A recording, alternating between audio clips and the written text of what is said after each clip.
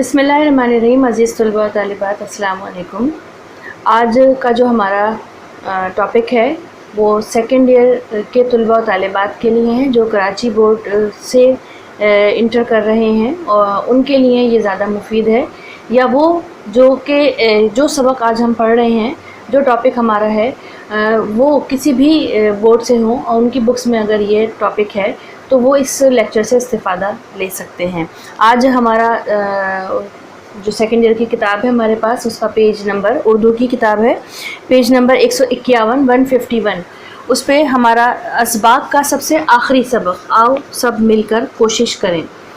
इस सबक को आज हम मुख्तसर तौर पर देखेंगे, क्योंकि ये सबक एग्ज़ाम के हवाले से हम देखेंगे कि ये सबक कितना अहम है। तो पेज नंबर 151 पे सबक है और इसके राइटर हैं नाज़िम अली ख़ान मातलवी। इनका लिखा हुआ सबक आओ सब मिलकर कोशिश करें। ये सबक सिलेबस में क्यों है, इसमें क्या बयान किया गया है, 3-4 सफ़हात पे मुश्तमिल ये सबक है और इसकी मश्क है साथ में।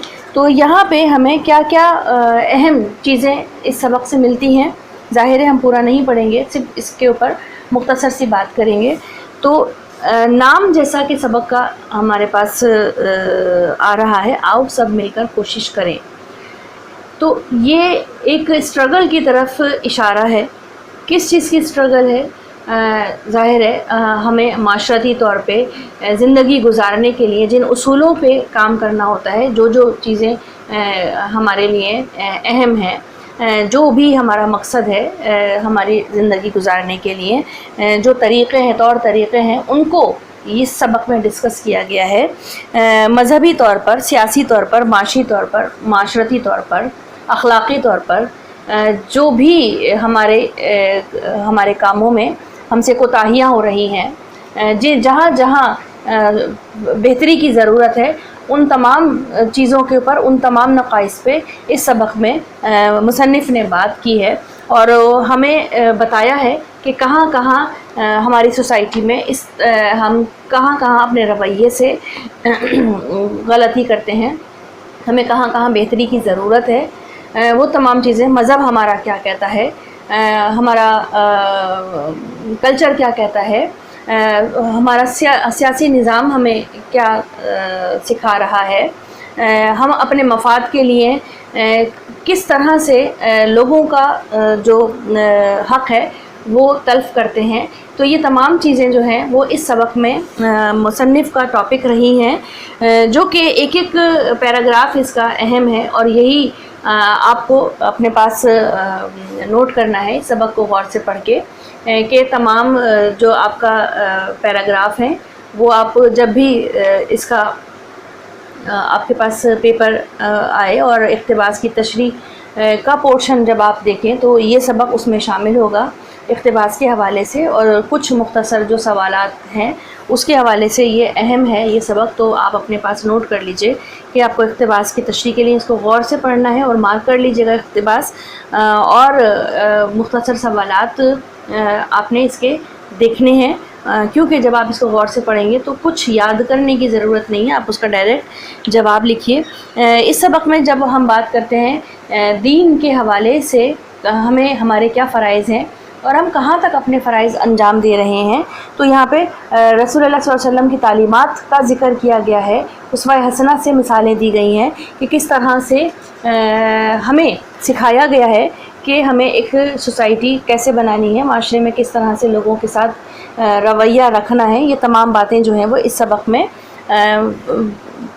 खोल के बताई गई हैं ताकि हम सीखें और उस पर अमल करें। इंसान की आबादी का मुताला इस सबक का हिस्सा है, उसके बिहेवियर का मुताला इस सबक का हिस्सा है। हम किस तरह से लोगों के साथ हमारा ताल्लुक़ होता है, किस तरह से हम उनको अपने रवैयों से उनको डील करते हैं, तो ये सारी चीज़ें जो हैं वो मुसन्निफ़ ने इस सबक के अंदर बताई गई हैं। महलों में, मैदानों में जिस तरह से हम कूड़ों करकट का ढेर लगा देते हैं, माहौल को ख़राब करते हैं, फ़िज़ाई आलूदगी की यहाँ पे बात की गई है, बीमारियों की बात की गई है यहाँ पे, ہم اپنے سمندری ماحول کو کس طرح سے برباد کر رہے ہیں. یہ ساری چیزیں کیسا انسان کیئرلیس ہے وہ تمام چیزیں یہاں پہ بتائی گئی ہیں. جنگی حالات کا ذکر ہے کہ ایٹمی اسلحے کا بے دریغ استعمال جو ہے وہ یا آتش زدگی فضائی آلودگی کا سبب بنتے ہیں. جنگلات کی جو کٹائی ہوتی ہے اس میں ہم کس طرح سے اپنے فائدہ حاصل کرنے کے لیے ہم اپنے انوائرمنٹ کو نقصان پہنچا رہے ہیں. ہم طب کے شعبے میں کہاں پہ کھڑے ہیں, ہمیں کیا چیزوں کی ضرورت ہے, ہم کیا چاہتے ہیں اور ہم کر کیا رہے ہیں, یہ تمام چیزیں اس سبق کا حصہ ہیں. پھر وہ تمام حالات جو یہاں پہ بتائے گئے, اس کے بعد دور حاضر کے حوالے سے تمام باتیں کی گئی ہیں. انبیاء کرام, پہلے تو یہاں پہ اس سبق میں جو ہم کچھ اہم پوائنٹس ہیں ان پہ بات کرتے ہیں کہ انبیاء کرام کے حوالے سے یہاں پہ اہم بات کی گئی ہے کہ انہوں نے ہمیں کس طرح سے ہماری زندگی گزارنے کے لیے ہمیں تعلیمات دی ہیں. یہاں پہ بات کی گئی ہے قومی یا بین الاقوامی سطح پر ہم کس طرح سے فضائی آلودگی کو بہتر کر سکتے ہیں, متوازن کر سکتے ہیں, ہم کس طرح سے اپنے ہونے والے نقصانات پہ قابو پا سکتے ہیں اور اپنی زندگی کو بہتر بنا سکتے ہیں, ہم کس طرح سے اپنے آبادی کے مسائل کو بہتر کر سکتے ہیں, اس پہ کیسے غور کریں اور اس کو کیسے متوازن کریں. آبادی کا اضافہ جو ہے وہ ہمارے تمام اس سبق کے حساب سے جو اس میں بات کی گئی ہے, ہمارا موضوع ابھی وہی ہے, تو ان تمام مسائل کے اوپر یہاں پہ بات کی گئی ہے کہ ہمارے پاس وسائل کم ہیں اور آبادی زیادہ ہے, مسائل زیادہ ہیں, لہٰذا ہم کس طرح سے ان چیزوں کو کنٹرول کریں. معاشرتی مسائل کا ذکر یہاں پہ کیا گیا ہے, تعلیمی مسائل کا ذکر یہاں پہ کیا گیا ہے, اور نہ صرف ذکر کیا گیا ہے بلکہ ان کا تدارک بھی پیش کیا گیا ہے. ہم یہاں پہ اگر دیکھیں تو انہوں نے آخری پیراگراف اس سبق کا جو لیا ہے, پہلے تو وہ دیکھ لیتے ہیں کہ دور حاضر میں پیج نمبر 154 پہ انہوں نے لکھا کہ ہمارا جو سب سے اہم مسئلہ ہے وہ منشیات کا استعمال ہے, اور منشیات کے مختلف استعمال کے مختلف طریقے ہوتے ہیں جو کہ ہم سمجھ بھی نہیں پاتے اور ہم اس کا حصہ ہوتے ہیں. اسی طرح سے تمام جو نقصانات ہیں منشیات کے استعمال کے کہ وہ کس طرح سے مضر ہے انسان کی صحت کے اوپر, کس طرح سے وہ انسان کا اعصابی نظام جو ہے وہ مفلوج کر دیتی ہے, عقل و شعور جو ہے وہ اس سے وہ محروم کر دیتی ہے, انسان اپنے ہوش حواس کھو دیتا ہے, تمام عضلاتی نظام جو ہے وہ اس کا برباد ہو جاتا ہے, اس کی صحت تباہ ہو جاتی ہے, وہ معاشرے میں بھی کسی لائق نہیں رہتا, لوگوں کے لیے وہ ایک یوزلیس بندہ رہتا ہے اور لوگ اس سے پھر اپنا تعلق ختم کر دیتے ہیں, کترانے لگتے ہیں اور وہ اکیلا ہو جاتا ہے. یہ منشیات کا نقصان ہے. یہ لت جو ہے وہ معاشرے میں چوری, ڈاکہ اور دوسری اخلاقی خرابیوں کا باعث بھی بنتی ہے, یہ بھی انہوں نے یہاں پہ ذکر کیا. تمام یہ امپورٹنٹ پیراگراف ہے اس لیے میں اب اس کو پڑھ رہی ہوں. دوسری جو ملک اور قوم کی معیشت ہے, یہ اہم مسئلہ ہے کہ وہ دوسروں پہ بوجھ بنتا ہے, اس معیشت پہ بوجھ بنتا ہے. ظاہر ہے وہ اپنا کام نہیں کرے گا, غافل ہو جائے گا تو وہ بوجھ ہی بنے گا. یہ اور پھر بے راہ روی ہے جو کہ ہمارا دین بھی جس کی اجازت نہیں دیتا ہے. وہ نہ صرف سوسائٹی سے الگ ہو جاتا ہے بلکہ دین سے بھی دور ہو جاتا ہے. جو احکامات اللہ تعالیٰ نے اس پہ پابند کیے ہیں, اس کو نماز اور روزے کا, وہ ان کی ادائیگی میں بھی پہلے تو غفلت کرتا ہے اور پھر بالکل ہی ختم کر دیتا ہے, اور وہ نہ صرف دنیا میں پھر رسوا ہو رہا ہے بلکہ وہ آخرت میں بھی رسوا ہوگا, جو کہ نشہ کرے گا, جو منشیات کا استعمال کرے گا, یہ اس کے لیے ہے. ہمیں چاہیے کہ عالمی انسانی برادری کے ان مسائل پر اپنی فہم و فراست سے کام لے کر مثبت اور متوازن رویوں کا اظہار کریں, اپنے موجودہ وسائل کو بہتر طور پر بروئے کار لائیں, ان کی حفاظت کریں, بہتری کی طرف, اپنی معاشرتی خوشحالی کی طرف ہم بڑھیں. یہی جو ہے وہ ماحولیات میں فطری توازن کو برقرار رکھنے کے لیے ممکنہ استفادہ کرنے کے عمل کو تیز کریں اور انسانی زندگی کو پرسکون ماحول فراہم کرنے میں پیش رفت کریں۔ قرآنی احکامات اور تعلیمات نبی کا گہرا مطالعہ کر کے معاشرے کو پاک کرنے کی سعادت کے حصول میں بڑھ چڑھ کر حصہ لیں اور معاشرے کی عالمی معاشرے کو فلاح اور بہبود کا گہوارہ بنائے۔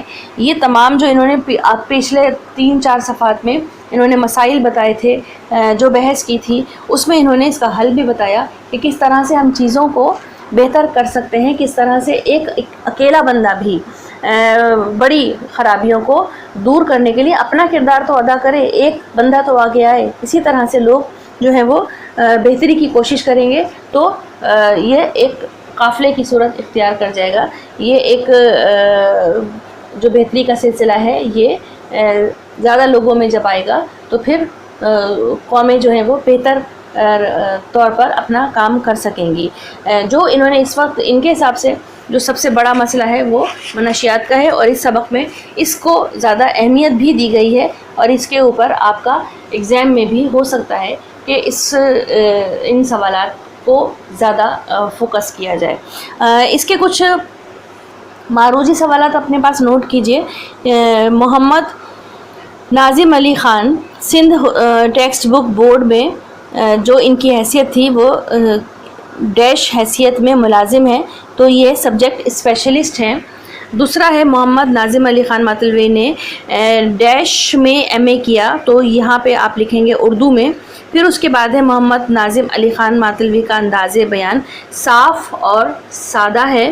اگلا ہم دیکھتے ہیں محمد ناظم علی خان کا تعلق سندھ بورڈ سے ہے۔ اوپر پہلا سوال بھی سندھ بورڈ کے متعلق ہی آیا، آپ کا تعلق سندھ بورڈ سے ہے۔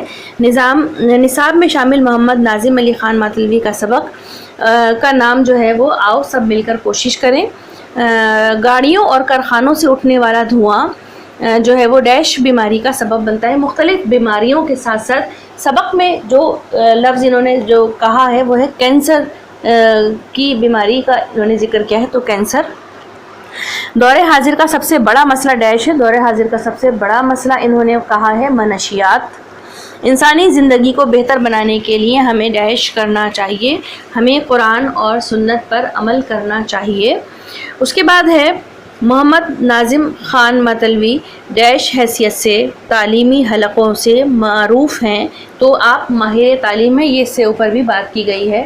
تو ہم نے یہاں پہ رائٹر کے بارے میں جو ہے وہ اہم معلومات لے لی، سبق آپ نے پڑھ لیا۔ اب اس کے نوٹس ریڈی کیجیے اور ہمیں اجازت دیجیے۔ اللہ حافظ۔